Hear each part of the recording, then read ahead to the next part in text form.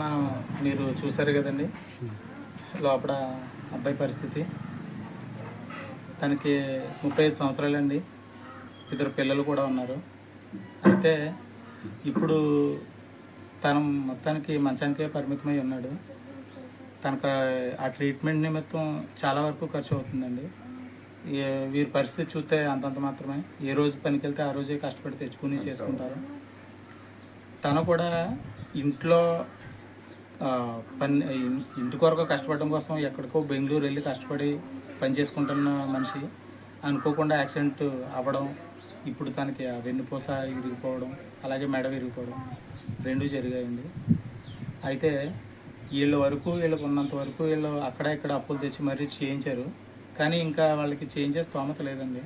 ఇప్పుడు ఎందుకంటే మీలాంటి వాళ్ళందరూ సహకారం అందించి వాళ్ళకి సహాయం అందిస్తే వాళ్ళు ఆ అబ్బాయికి ఇంకా మరింత ట్రీట్మెంట్ అందించి అలాగే ఈ కుటుంబానికి కూడా మీరు చాలా సహాయం అందించినట్టుగా ఉంటుందండి. ఏంటంటే ఇప్పుడు ఇంత ఇప్పుడు వరకు చేసిన ఖర్చు ఒక ఎత్తు అయితే ఇప్పటి నుంచి వీళ్ళు చేయాల్సిన ఖర్చు ఇంకా చాలా ఉందండి. ఇప్పుడు ప్రతిరోజు కూడా ఫిజియోథెరపీ చేయించాలి ఇక్కడ. అది ఖచ్చితంగా ఒక 3 నెలల వరకు అన్న ఫిజియోథెరపీ చేయించాలి. ప్రతి 15 రోజులకు ఒకసారి గవర్నమెంట్ కాకినాడ హాస్పిటల్కి తీసుకెళ్ళి అక్కడ మళ్ళీ చెకప్ చేయించి తీసుకురావాలండి. కానీ దీని నిమిత్తం తను తీసుకెళ్ళాలంటే కంపల్సరీగా అంబులెన్స్ పెట్టి తీసుకెళ్ళాలి. కానీ ప్రతిసారి కూడా అంబులెన్స్కి మినిమం ఒక 3,000 నుంచి 4,000 వరకు ఖర్చు అవుతుంది. అలాగే మందులకి ఇవన్నీ అవుతున్నాయండి.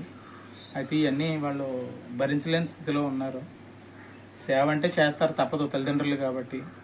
అలాగే మన వంతు సహాయం మనం వాళ్ళకి అందించి మీకు మేము ఉన్నామని భరోసా మీరు ఇస్తారని మీ మీద నమ్మకంతో నేను ఈ వీడియో చేసి